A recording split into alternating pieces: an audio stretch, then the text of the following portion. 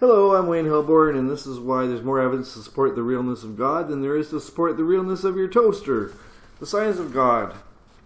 Time does not flow in a block universe, and you need to understand this in entanglement and Schrodinger's cat and Wigner's friend, or you might not understand this video. So, just a heads up. This is the science, and you need to understand science to get this video.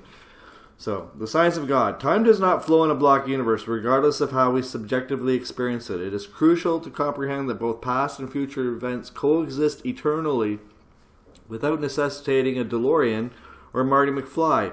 If instantaneous truly means faster than light, and if you are instantaneously entangled with every license plate number you've ever seen, then we arrive at the logical, empirically grounded, and far more viable alternative to the notion of memory being stored in the biological brain.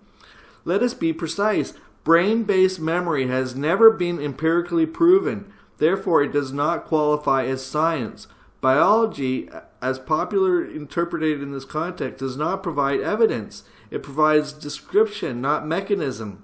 Biology is not science. What you are doing is accessing actual past events in your life and then making the unfounded assumption that this is equivalent to neural storage. So if you assume that memory is encoded in the brain when the intended model would suffice, then you are operating on presumption, not scientific vigor. The only physics-based model indicative of memory storage is the block universe, which is not a theory, but a necessary implication of special relativity. It exists.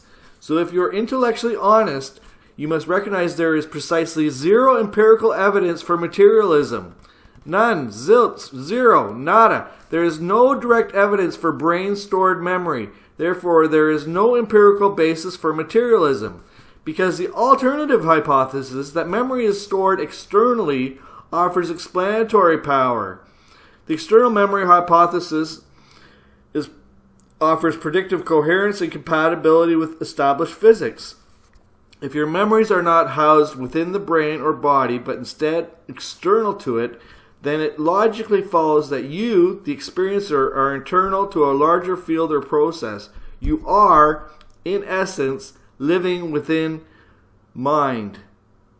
The very first Hermetic principle. The universe is mental. The all is mind. You are internal to a dreamlike scenario if mind and memory are external to what we perceive of as matter. If death is merely a transition, a waking up process because mind and memory are non-local, then this immediately validates the core metaphysical assertions of many world religions regarding the continuity of consciousness and illusory nature of death. The block universe, also referred to as eternalism, supports this view.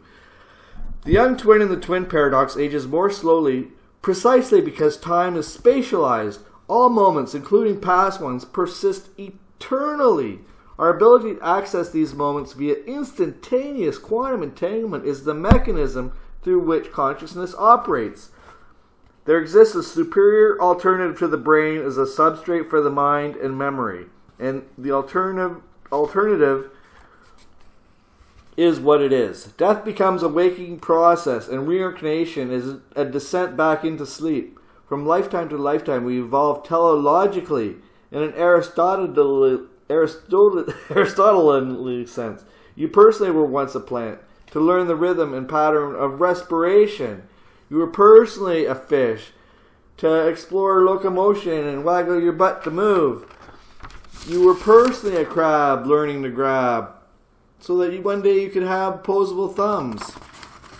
It is a beautiful narrative to suggest evolution as random, but the logic breaks under scrutiny. A cat expects a bowl of milk, and that creates the entire universe. Because you do more than collapse just that wave function. That expectation necessitates a chain. The cat now has to have an owner. The cat expects a bowl of milk. The cat expects the cow. The cat expects the grass. The cat expects the sun to nourish that grass. The cat expects the universe is created because the cat expects a bowl of milk. But how? Let us now elucidate that mechanism. It's all expansion of Schrodinger's cat. If you understand the Schrodinger's cat thought experiment, then you can expand that. If you can expand that forever, then you would understand all of evolution. Like you could expand. Anyways, I'll keep going. Eugene Wigner extended Schrodinger's thought experiment with the Wigner's friend paradox, which exposes the role of observer expectations in quantum measurement. Schrodinger's cat, often misrepresented, was originally intended to critique the Copenhagen interpretation's absurd implication that physical states do not exist until observed. That's exactly how it is. Now, if you were the scientist supervising the experiment and you approached the sealed box with a positive outlook, what would you find upon opening it? An alive cat, because you approached it with a positive attitude. And your positive attitude guaranteed that cat was going to come out alive. If your disposition was negative, you would guarantee that cat would come out dead. But that's only if your thoughts are the only thing that matter in this experiment. But you yourself, as a supervising scientist of the Schrodinger's cat in the box thought experiment, you would be inside of a laboratory.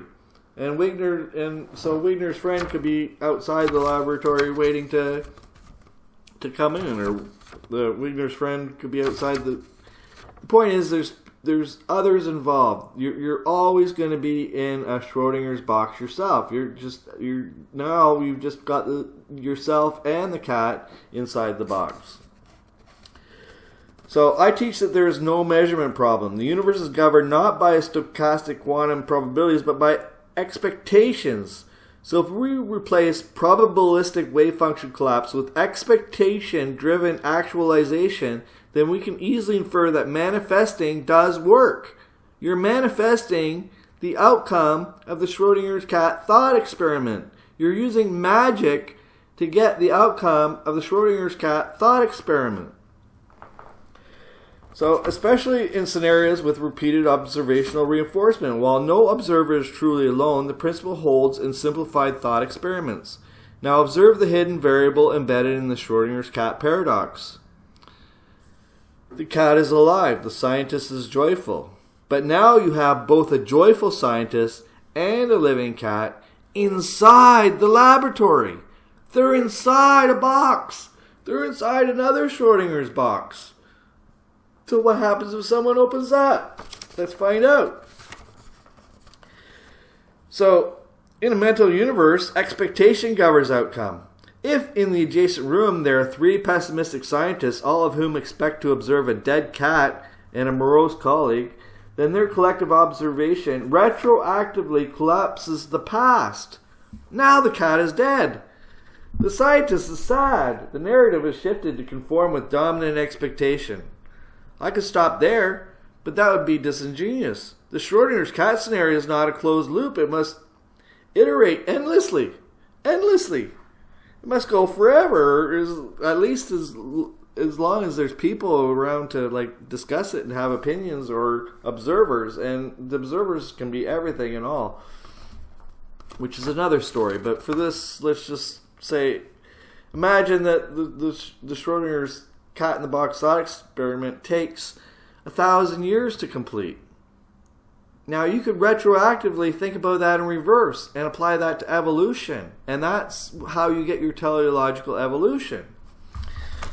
Let's extend the narrative. The 4 scientists and the dead cat return to their homes, but their families, who all expected the experiment to yield a joyful outcome, begin subtly altering the shared narrative. If their collective optimism outweighs the original collapse, the observers revert, the memory reconfigures, the cat lives again, the scientist smiles.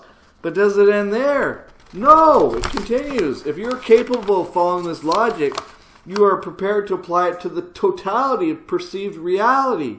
Let us now pivot to teleological evolution, what some would rather dismiss as creationism. Charles Darwin was wrong. Teleological evolution is Aristotle, and it is correct. Question: what do you collapse into reality when you observe Schrodinger's box? You're not merely collapsing the state of the cat, alive or dead, but the very concept of a cat, the very concept of box, the very concept of everything in the cat, the respiratory system, the lungs, every ancestral iteration required for breathing. To understand lungs, you first had to be a plant to learn breathing via diffusion. Then a fish to learn gills. Then an animal to develop lungs. All this just because you're observing a cat. You're expecting all this buildup. And it's this buildup that is our simultaneous past and our simultaneous future. And everything's mixed together, and it's not just our thoughts, it's the expectations of us all throughout eternity that form everything. Expectation originating from the present moment recursively structure both the future and the past. You are evolving forward. Teleologically, you are learning self-awareness, empathy, and love. Those stuck in atheistic materialism merely fail to grasp this trajectory, and they fail in this lifetime. They have to be reborn and do this stuff again with a smarter mom. You're currently inhabiting an advanced bipedal human avatar, but you personally became God yesterday. But with hindsight in 2020. Now, let's just do a recap here. Death is safe because all available evidence suggests memory is external to the body and brain. All available evidence. There's no evidence that says that you're a real boy. None. Zip. Nada. You're assuming brain memory, so you're assuming separation, so you're assuming realness. You're assuming it. They haven't proven brain memory, so it is not science. That is not science. Death is safe because all available evidence suggests memory is external to the body and brain. If your worldview floats on flimsy raft of assumption, you are welcome to embrace materialism, but know that all science offers zero empirical support for such a position. All serious evidence points towards a block universe, instantly entangled, which renders brains redundant for memory. Brains are redundant for memory. Why would you store a license plate number you're looking at forever and ever? When you eventually graduate into God consciousness, you will understand that every word in the sentence is itself conscious because of the non-brain memory requirements.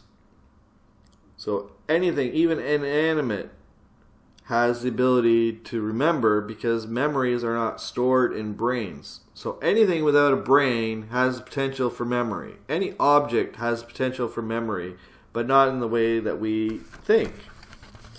Consciousness is built upon consciousness, which is built upon consciousness. Now, when you reach that God level, you will still feel like you, but the source of your thoughts will be external. Like a murmuration of birds, your inner world will feel native, yet it flows from a larger field. The birds dancing in the sky, they think that the thoughts are theirs, but the thoughts they come from externally, and they approach them, and they all do their dance. And when you reach their highest God level potential, you'll receive thoughts of a godly nature, and you'll still feel like you.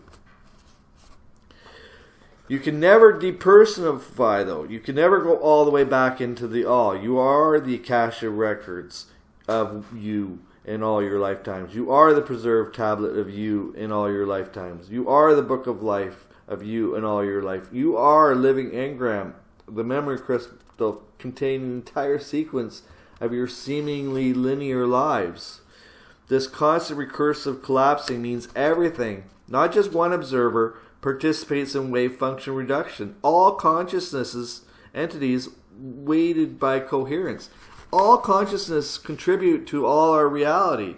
All consciousness contribute to the evolution based on what we expect to see.